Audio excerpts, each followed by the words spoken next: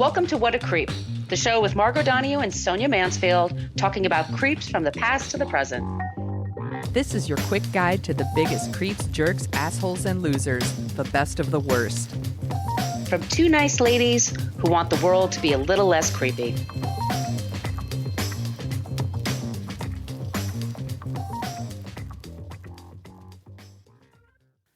Welcome back to What a Creep. This is Margot Donohue, and my cohort in creepitude, as always, is the amazing Sonia Mansfield. Hey, Sonia. Hello, my friend. Well, hello, my friend. Thank you for coming here today, everybody. We are the podcast that talks about creeps from the past to the present. Today is a present-day creep, and he's not a horrifying creep. Sometimes we just have to take our creepiness to just a basic asshole, if you can handle that. Yeah, exactly. Yeah. That's the perfect description. He's just your basic run-of-the-mill prick. He's just a prick. So what this guy. So what we do every week is one of us comes up with the creep and the other one is tasked to find up somebody, that is not a creep, and we talk about them. You can find us on Facebook. We have a basic Facebook page. That's where people go to complain about language. We've already slipped that one out. We use very salty language in this program. So if your kids are in the car and that upsets you to hear that, wait until later when you can put your earbuds in. Yeah, fucking deal with it. We do have a private Facebook group. You do need to answer 3 questions to get into the Facebook group. We know that a lot of you sometimes get invited by your friends and you have no idea what we are or who we are. But yeah, we do that just to keep it a nice, safe environment so people can hang out. We are on Twitter at CreepPod because somebody had What a Creep on Twitter for over 10 years and never used it. Creep. And we're on Instagram at What a Creep Podcast. Please follow us in all those places if you use social media, or we have a basic old-timey email, whatacreeppodcast@gmail.com. That's a great place to send us comments. We always are looking for ideas for creeps, but especially for non-creeps. And y'all are international. You're from all over the world. We love learning about creeps and non-creeps from wherever you are.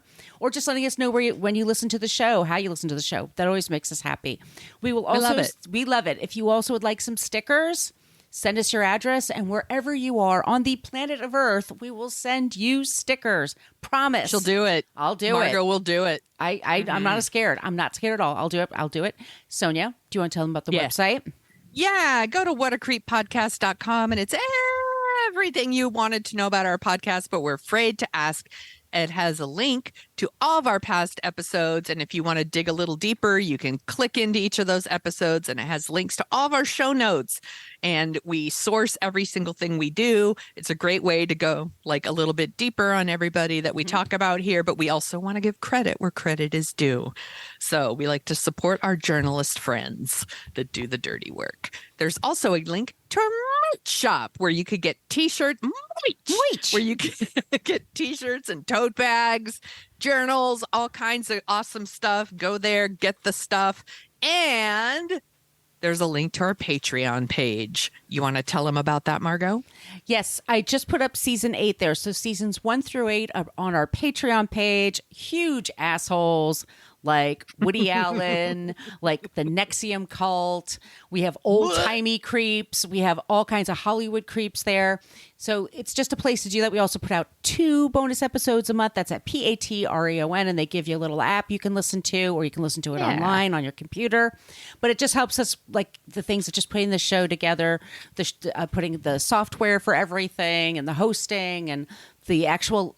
We have so many subscriptions to so many sources because, like we said, we want to support media. We want to support good journalism. So that all helps with that. And I want to thank Jenny. And is it Taru or Teru? I asked for a pronunciation and she sent me to the Wikipedia page. And that's now on her because I couldn't figure it out. But she's a long time listener and very active Facebooker. And we really, really appreciate her. And, we also put out 2 bonus episodes. We do have 2 more coming out this week. I posted all of season 8 up there this past couple of weeks. So lots of good stuff up there. Yeah. Bonus episode was delayed because your girl got jury duty. And she was telling me all about it there, and things got salty in the room. Things are getting salty in the jury duty. No James Marsden, a little disappointed. But that's okay. Maybe next week. We'll see. Hopefully I'll get dismissed soon. They're going to find out I host a podcast called What a Creep, and they're going to be like, dismissed. But between you, oh yeah, go ahead. Oh, Sorry. no, go ahead. I was just No, going to you. say thank you. No, you. Thank you so much for doing that. We really appreciate it. But if money is tight, we totally understand. If you could just leave us a review wherever you get your podcasts. And I just learned this week, Sonia, Spotify is now the #1 podcast app.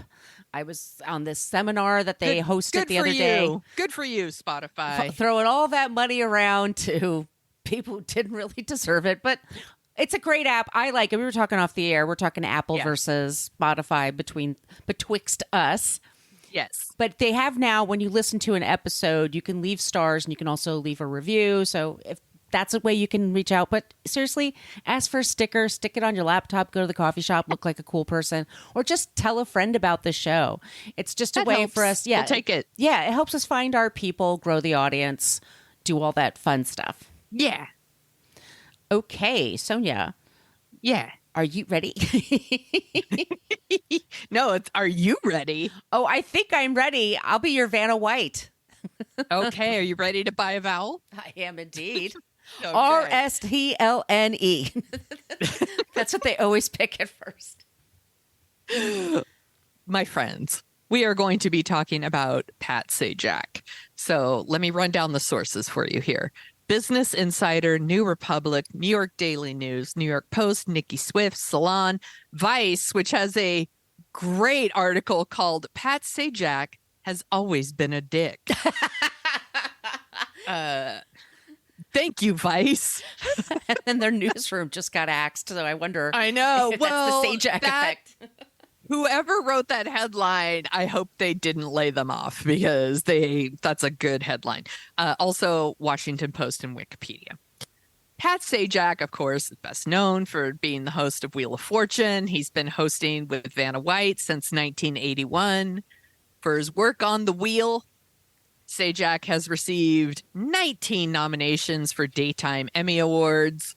He's won 3 times, which is kind of bananas to me because if you've ever seen the show, it's doesn't seem that challenging to me. But okay, It seems whatever. It's supposed to be like fantastic money. Like it's For just, sure. they throw stupid money at you. Even like the lower tiered shows are really good. Yeah. From what I understand, for things like Wheel of Fortune, like they film like 6 episodes in a day. You know, these people aren't working like 7 days a week Or all 12-hour year round. days, Yeah. Yeah. So it's, it's really good money. And the fact that he would win any kind of Emmy award for this is pretty silly to me, but whatever. Just this month, he announced that he's going to retire in 2024. That would be the end of the 41st season of this show. Jesus Christ. It's been on a very long time. It's feel like it's always been a part of my life. For sure. Yeah. For sure. It has. Yeah. It has. And like, it's like Wheel of Fortune then Jeopardy, right? Mm-hmm. It's like you watch Wheel of Fortune and you're like, I'm a genius. And then you watch Jeopardy and you're like, I'm so stupid. So, some people are really bummed out that he's retiring. Not me, because Pat Sajak is a creep. He probably should have left the show years ago because his hatred for the contestants has been seeping through for years now. It is the contempt that he has. Yes. Ugh. It's pretty obvious when you watch the show.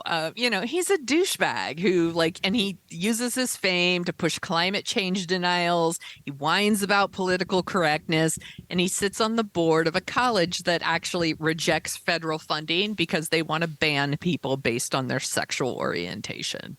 Pretty rad stuff.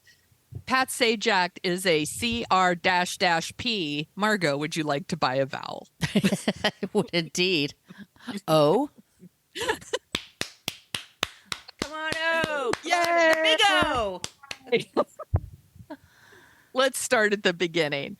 Pat Sajak was born in Chicago, October 26, 1946. He got into radio after winning a contest on WLS Radio's Dick Bondy's show.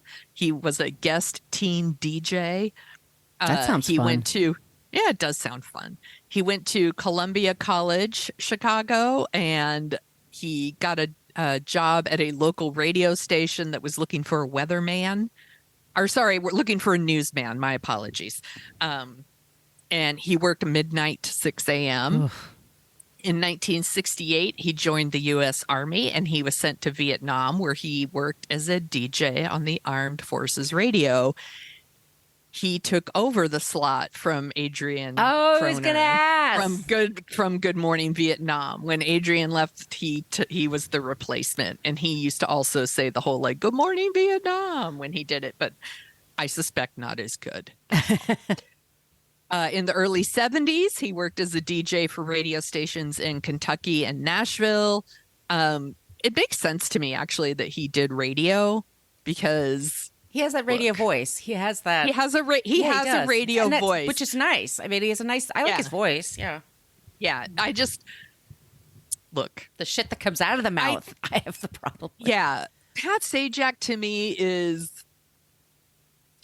I see no charisma here. Like, I'm kind of fascinated that.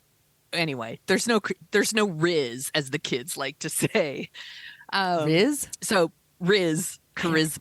Oh, thank you. I didn't know that one. Yeah, write it down. I'm gonna write that down. Thanks, TikTok. Riz. So, worked in Kentucky and Nashville.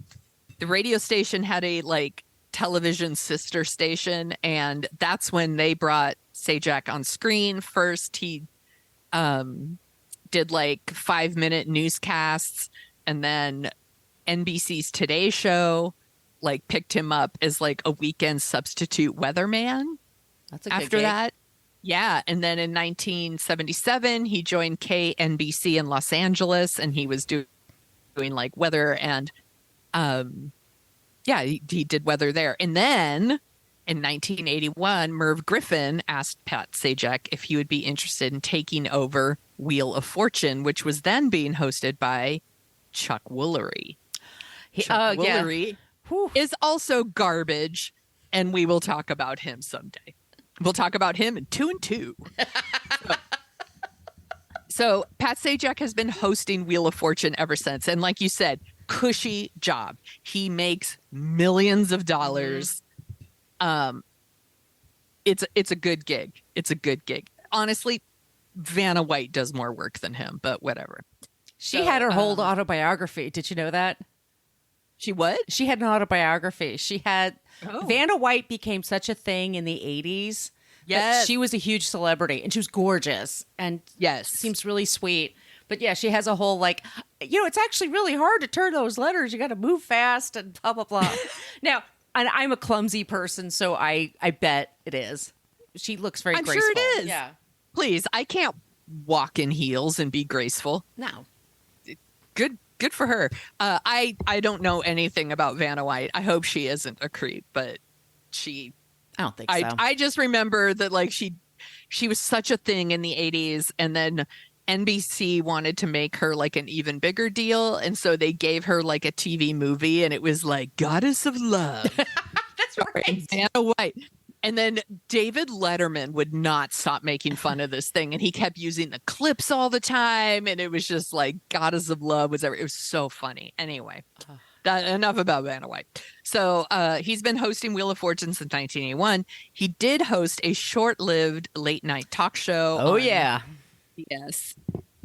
It ran from January 1989 to April 1990. It little over a year.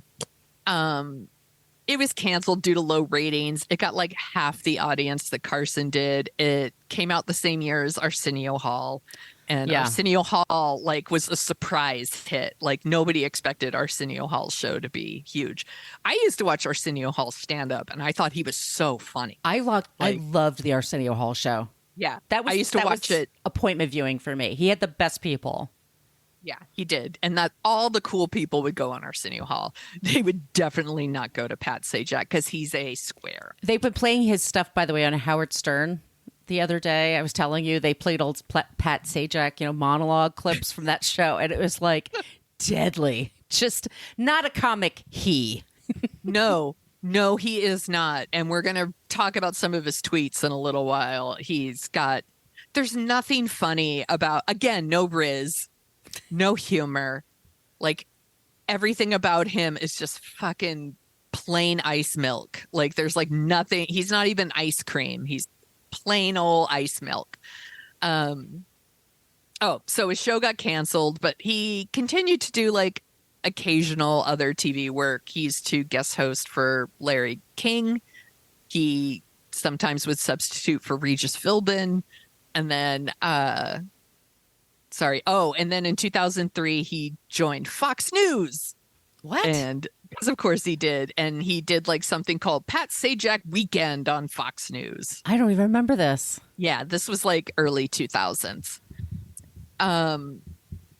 So while he's doing all this, he's being shitty on Wheel of Fortune. So I thought I would share a couple of the times he was just shitty to contestants. So February 2021, he introduces a contestant named Chris Brimble. And he appears to have he has like a lisp. Mm-hmm. And he's like responding to Brimble. Pat Sajak, it says, ID instead of I see, which is fucking grow up, dude. Grow up. It's a guest on your show, by the way. This is a guest on your show. A guest on your like Wheel of Fortune that where doesn't you're make supposed any to make money unless they win. Yeah, like, and you're making fun of people with speech impediments. Like, what the fuck? Grow up, dude. This is the kind of shit that like even my 11-year-old wouldn't do that. That's like a thing a bully would do. There was another time where Pat Sajak was reading like a promo for Dick's Sporting Goods, which seriously, Dick's Sporting Goods changed your name. Yeah, I mean, Dick's. yeah.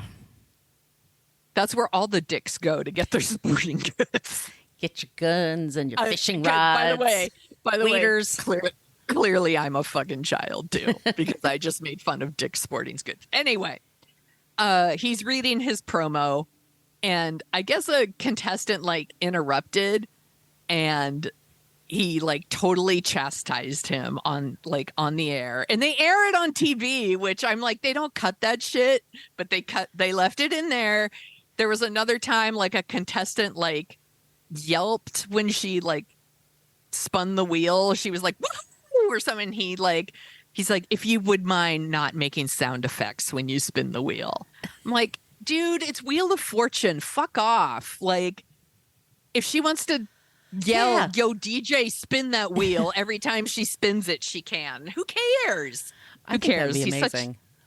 Yes. Another contestant like solved a puzzle, and I guess it was kitchen oven was the puzzle. And the contestant's like, I don't know, that seems kind of redundant, kitchen oven. And Pat Sajak went off on him and he said, don't. You won. Don't argue. You got the puzzle, and called him ungrateful. Dude. Not everybody has a pizza oven in their backyard, with their, Yes. recliners and all that other shit that you have. Dude, retire. Like, he's not retiring soon enough. There was a time in April 20, this was just last year, he's doing his little closing banter that he does with Vanna White at the end. And by the way, you can find almost all of these on YouTube. And there's all kinds of awkward ones where like, she's like, I'm just going to relax in my garden this weekend. And she's like, what are you going to do this weekend? And he's like, you'll see me like relaxing in your garden, like peeping on you, basically like acting like a creep. So one time he asked her if she was an opera buff. And then he followed up with, have you ever watched opera in the buff? And she's like, no, no, I haven't. And it's just like little creepy shit like that. Here's the last one I'm going to tell from these stories. So there was this contestant, his name's Scott, and he tells the story because they asked them to tell these stupid stories on the show. They do it on Jeopardy all the time. Yes. Too. So this guy's telling a story about how like, he like when he was 12 years old, the tip of his toe got cut off and the paramedics came and they like helped him like reattach his toe or something like that. And he's like, hey, I should say thank you to them 30 years later or something. And then Pat Sajak says, that may be the most pointless story ever told. And you told it. Congratulations. What a dick. He just embarrassed. Like, what a dick, right? Not everybody has anecdotes. You know? Not everybody. Yeah. I mean, I think that's a pretty compelling story. I want to hear about that. Once again, I'm very clumsy. So when I hear other people do shit like that, I'm like, oh, good. I feel a little less alone. Again, I realize that, like, in terms of the creeps we have covered on this show, he's not a murderer. Yes. But he's such a prick. You know what? We had this, though, with Alec Baldwin. And we're like, we even said, it's not like he's murdered anybody and then killed someone with a gun like a few weeks later. God. Not saying that that's what Pat Sajak's going to do, but just, he's just an overall dick. Yes. Yeah. Yes. He's just such a fucking douchebag, like a total fucking douchebag. So he's not only a dick on TV, he's a dick in real life, too. And he loves to be a dick on Twitter. So here's a few of his quote unquote greatest hits. Shit talking the coronavirus during the stay at home order, you know, pretending like it's not really a thing. You know, I personally think this is super shitty because Wheel of Fortune's audience is actually older. Mm-hmm. It is like 65 and older is mainly the people who watch Wheel of Fortune. I'm not even making that up. My parents, that's all they did. Yeah. Yeah. And people who were most affected by COVID in those early stages were the elderly. So for him to like be shit talking it, I just felt was irresponsible. Again, total dick move. Apparently he has thoughts and feelings about charter schools, and he says those who oppose charter schools are racists. Oh, I don't know why he would say that, but then he said, oh, that felt good. No wonder they throw that word around. Who's they? Pat Sajak? FDs. The liberals? Yes. He's owning us, Sonia. Don't you feel owned? I feel super owned. You know, shit talking, you know, anyone who wants rights, you know, so if you're talking about animal rights, human rights, whatever, here comes Pat Sajak to say, prediction, the next cause du jour will be plant rights. No joke. I can see the posters now. Ficus have feelings too. It's ficus, isn't it? It's ficus, yeah, but still, it's stupid. It's not. It's a stupid joke. It's a dumb joke. You know, making fun of gay pride and coming out stories by proclaiming his heterosexuality on Old Twitter. as time. Hardy har har.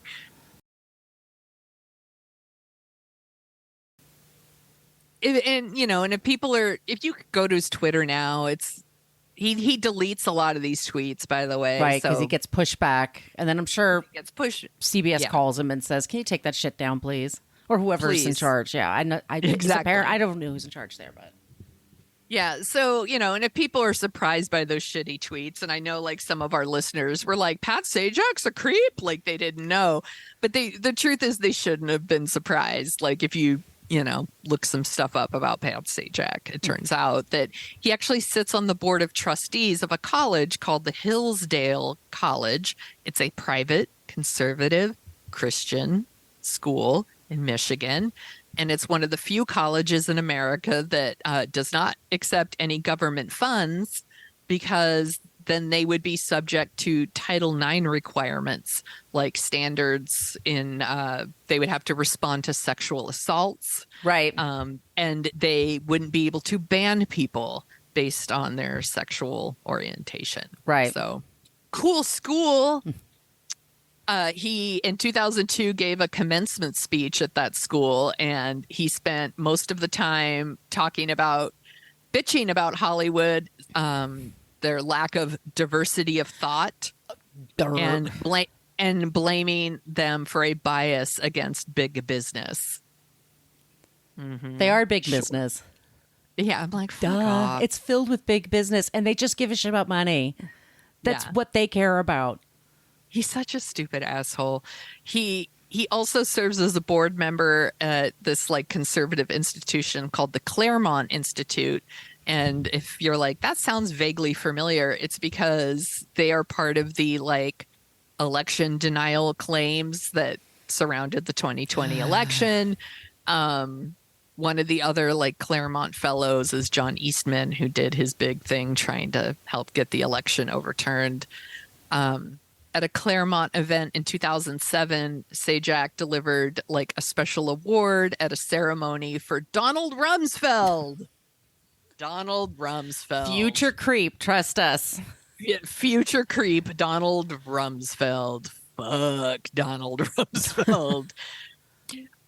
Pat Sajak is also one of the financial backers of something called the Young Americas Foundation. Young Americas, Young Americas. No. Americans. No, it's not, has nothing to do with that song, unfortunately. It's a conservative youth organization that funds conservative speakers on college campuses. So you'll get people like Jeff Sessions. He's a former attorney general for Donald Trump, super racist.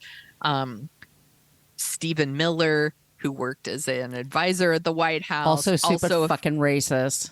So a literal fucking Nazi. And a self-hating Jewish person. Yes. Yes. Disgusting. He's a piece of shit. By the way, if you're like, when they say like hate ages you or hate makes you ugly, look up a picture of Stephen Miller. That dude's in his 30s. He looks like he's in his 60s. He's rotting from the inside out. He's disgusting. Speaking of disgusting, Pat Sajak used to write for a conservative website called Human Events.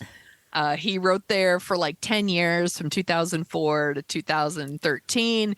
You could go there now and there's like, headlines. It's like America mourns the loss of legendary radio host and patriot Rush Limbaugh. Oh, fuck that. A lot of, how come the left isn't funny? Or, just, shit like that. He also once wrote a piece for the National Review, and he was trying to argue that public employees shouldn't be allowed to vote in elections. Super cool. Yeah. Yeah. Most recently, he was seen all over Twitter because he posed for a photo with Marjorie Taylor Greene. Again, another fucking Nazi. A Nazi. Jewish lasers. She's on the list, everybody. Don't worry. And then, honestly, that's it for him. This is the fucking end. And I'm just like, he should have retired years ago. Good riddance. There's just nothing special about Pat Sajak to me. I can't understand. No. How is it if you watch Wheel of Fortune, other than when he's being mean to random contestants, there's nothing about him. Like, I feel like if I met Pat Sajak, I would forget I met him 5 minutes later. I think that's his superpower. It's just that bland affability that, along with just being born at a certain time when you could move up. You could go without a college education and get certain jobs and just moving up the ladder and just lucking into something that's made him a multi-millionaire. But it's not, it's like I said, it's the blandness is the point. Like it's just, but that, so when there you go. The blandness is the point. Right. So that's when he says his opinions are like, ooh, you're actually pretty shitty. Like we thought you would be a nice guy. Yeah. He seems like a nice guy from the Midwest and he's not. No, he isn't. He apparently is retiring. He's going to spend like his time, like he's going to start focusing more on that Hillsdale College, which is, all right, super shitty, which is garbage. I heard his replacement might be Ryan Seacrest, which is also tiresome. Talk about bland. Yes, right? and just tiresome in his blandness. I just think he tries so hard. Like this mayonnaise is spicy. Well, that or it's going to be Pat Sajak's daughter. What? Yeah, I haven't heard that. Yeah, I read that the other day. Like she's in the mix. Like Pat Sajak would like for her to take over, which I'm all for a woman. Yeah, doing this, but That's weird. I didn't read that one. I read Ryan Seacrest. I read that Whoopi Goldberg wants it real bad. Yeah, Whoopi wants it real bad. Like, yeah, I don't blame any of these people, by the way. That's an easy paycheck. It's a great paycheck. Like I said, it's millions. You only work a few months, out of the year, then you get a couple of months off. I mean, you're just I mean, what it did for moving this the game along. Look what it did for this boring garbage person. Look at all the money he was able to make. And then he was able to use it to funnel it into shitty colleges and funding garbage people to speak at college campuses to impress young, impressionable minds. Super dope. Yeah. All right. Fuck this guy. Indeed, Sonia. Indeed. Well, but before we get to our not creep, I'm just going to give you a little shout out for a new podcast. Ooh, so I love a shout out. We do love a shout out. We are both friends with Kristen Meinzer. She's from the podcast How to Be Fine and By the Book. And she is I love her. We love her. She's fantastic. And we'll definitely have her on the show one day. She's hosted a show with Maura Curry. They just launched it a few weeks ago, and it's called The Daily Fail, which is a play on the Daily Mail, which it's one of those sites. We do use them for sources at times because they are technically a news site, but they also are creeps. They also, yes, they are. They're terrible. They're sexist. They're racist. They're all about piling on Harry and Meghan. They're a whole, definitely they should be an episode one day, but the Daily Mail very often you start Googling. I'm Googling my creeps, and then the Daily Mail comes up. I read it, and then it usually sends me in another direction. I genuinely try not to use the Daily Mail as a source. No, but it does happen. It has happened on this show for sure. It is legitimate in that they do pay reporters. They've been there for a long time. They source their materials, but just because we always read this online, they've really mastered the art of shitty headlines and pictures for clickbait that's on the right side. Yes. And for example, they had a story recently is about all the smog that we had in New York because of the fires in Canada. Yeah. They're like, that stuff is really bad for your beauty. It'll make you feel, I know. And it's is that really what we're worried about? Oh no. I'm not worried about my lungs. Right. What about my face? It's in a city filled with plastic surgeons, it's not going to be a problem. We really just need, but it's that level. They're just always, The Daily Fail. The Daily Fail. That's the name of the podcast. And they say, like a creep, they're all about punching up with a sense of humor. And it's available wherever you get your podcasts. Love. All right, Sonia. Yeah. Do you want to hear about our non-creep? I can't wait. So we put in the Facebook group. We asked I said, who are your favorite talk show hosts? And we got lots of Steve Harvey. And Steve Harvey is great on The Family Feud. I during COVID, I got hooked on Steve Harvey. Every day. By the way, I see clips of Family Feud all the time on social media. Shit makes me laugh a lot. He's very funny. I don't watch, but every time I see a clip, I'm like, that's pretty fucking funny. He's an actual stand-up comic. He actually writes comedy and performs comedy. So he's actually funny. He's also very sexist with his ideas about dating and marriage. There's the and whole stuff. think like a man. Right. It's just no. So we had him. We had a few Meredith Vieira that we mentioned, but I think we've talked about her in the past. I think so. Yeah. Alan Ludden, who was Betty White's husband, and he was Password. Richard Dawson, the original Family Feud. I don't know about that one. Who would try to make out with every single woman. Mm-hmm. When you watch that show, it's so cringeworthy because he kisses every woman on the lips. Every single woman. I watched Family Feud in the 70s all the time. Same. I loved it. I used to love Family Feud and Press Your Luck and stuff Tic-tac-toe. Richard Tic-tac-toe. Richard Dawson was busy hands and busy lips. And it's the 70s. That's of the time. That's not for sure. So that's and he was also very funny. I'm certain very drunk when he was doing his thing. I don't even think he was pretending to not be drunk. Right. Match Game was who was Match Game? Gene Rayburn with Match Game with that thin microphone. He would do funny as hell, but he would do like very racist stereotypes. What he was like a Chinese man once said. You're like, oh God, please don't. No. But you had Brett Summers and Charles Nelson Riley throwing shade at him, and Richard Dawson. Everybody always picked Richard Dawson. He was the best. Yes. We had Wink Martindale.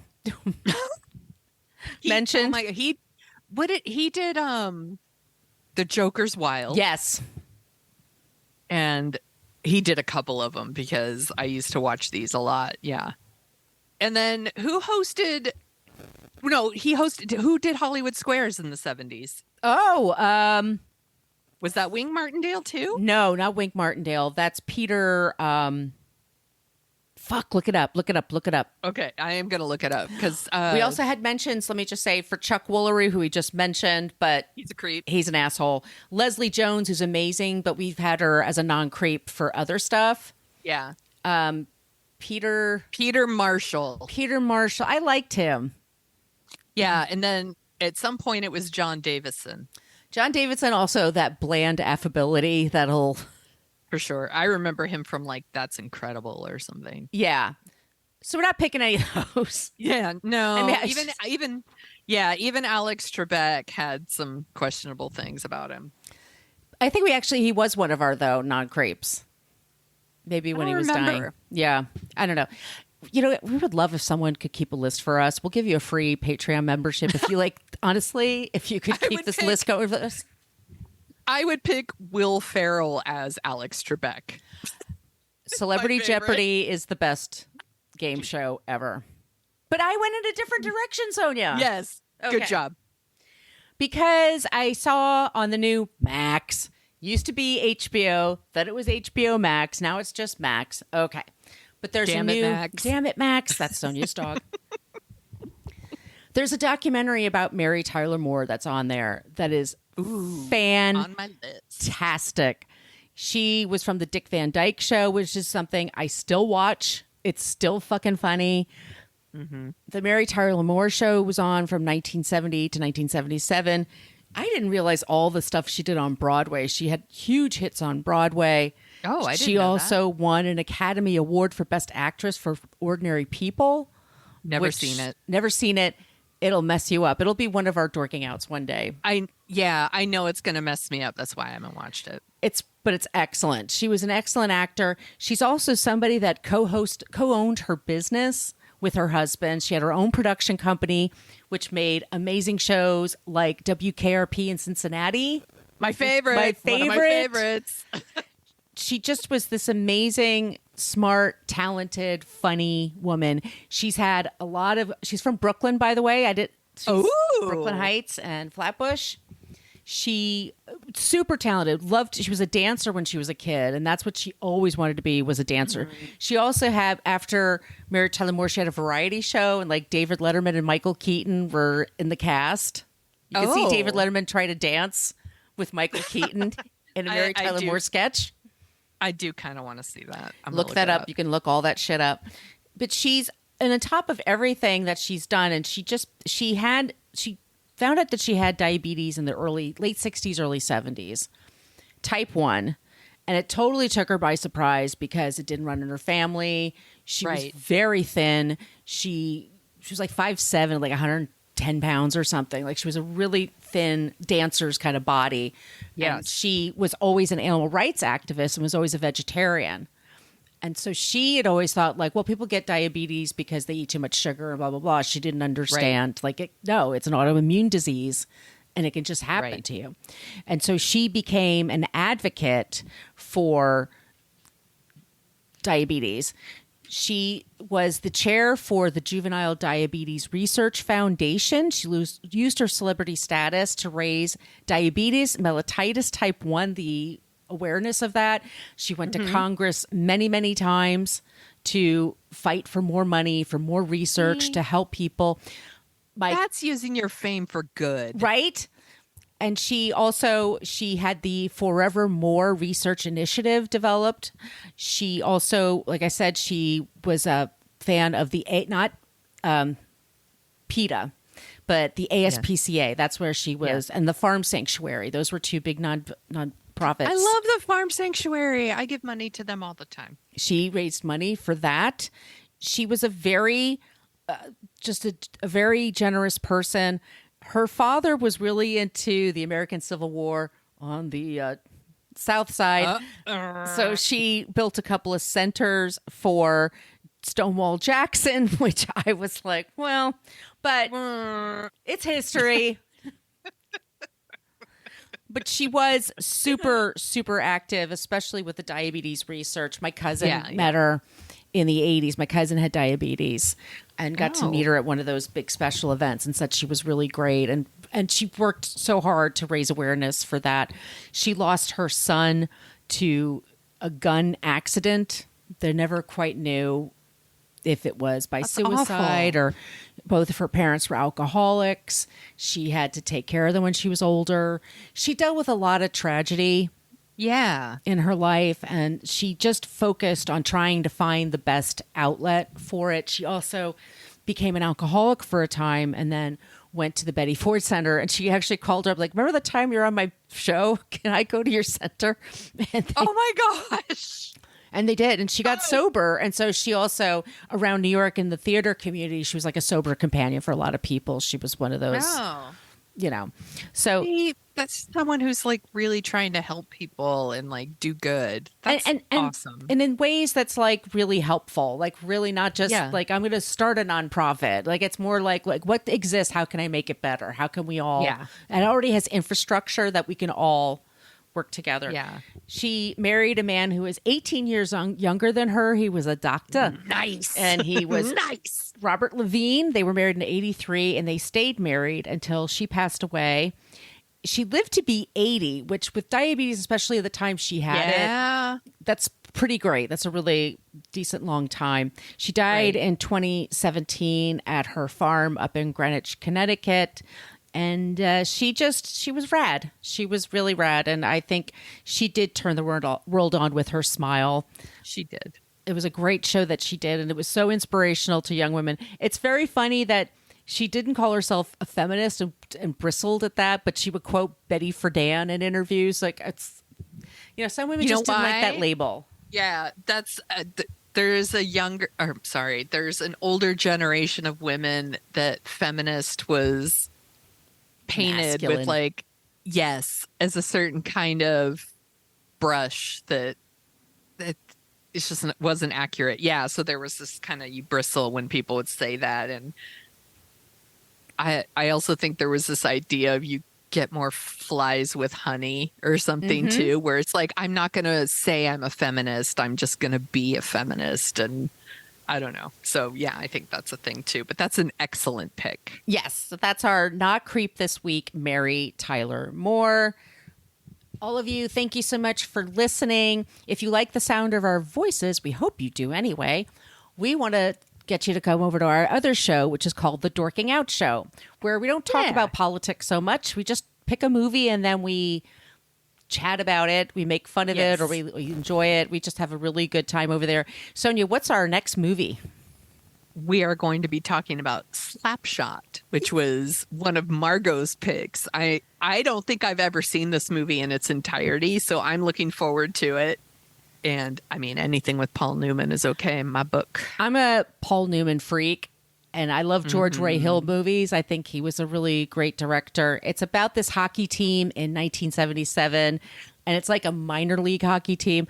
It's what we would say politically incorrect. It's got some racy humor. It's a product of its time, but I was surprised like how solid it was. Like joke. It was a really, really great movie. So I'm looking forward to it. Yeah. So it's going to be a good one. That's on the next Dorking Out. Next week we'll have I will lead the episode. I'm not quite sure who my creep is yet. I'm still deciding. But if you have suggestions, please send them to us, either the social media places I mentioned at the top of the show or via email, whatacreeppodcast@gmail.com. We do like it when you use the Annie Potts gift. We got one from Ghostbusters, but you could just use whatever you want. And Sonia, where can they find you? You can find me at thesoniashow.com and The Sonia Show on Twitter and Instagram and the TikTok. And we also have a What a Creep Substack. So if you want to go there and type in What a Creep, it should come right up. Sign up. It's free. It's free. We put stories in there for the stuff that we're following. We put more resources. Put our recs in there. We put our All recs for kinds. movies and streaming and all that Yeah. good stuff. So yes, please sign up for that. I forgot to mention that. Where can people find you, Margot? On Twitter, you can find me at Brooklyn Margot. Instagram, it's at Brooklyn Fit Chick. You can see pictures of my new kitten, who's just Adorable. She's adorable. Everybody drink. And then also my site is brooklynfitchick.com. And I am on the TikTok at Margot Donahue. I post movie clips and other things. Not as successful as Sonia on TikTok, LOL. who just had something trend for like 2.2 million views. It's pretty cool. Yeah. It's pretty cool. And I appreciate that people like it so much. I put stuff there to make people laugh. So I'm glad they're enjoying it. All right, everyone. Enjoy everything. Be safe. Be well. Just don't be a creep. Be a creep. Thank you for listening to us talk about creeps. You can follow us at What a Creep Podcast on Facebook, Twitter, and Instagram. But don't follow us too closely. You can email us your creepy stories at whatacreeppodcast@gmail.com. But please keep your dick pics to yourself.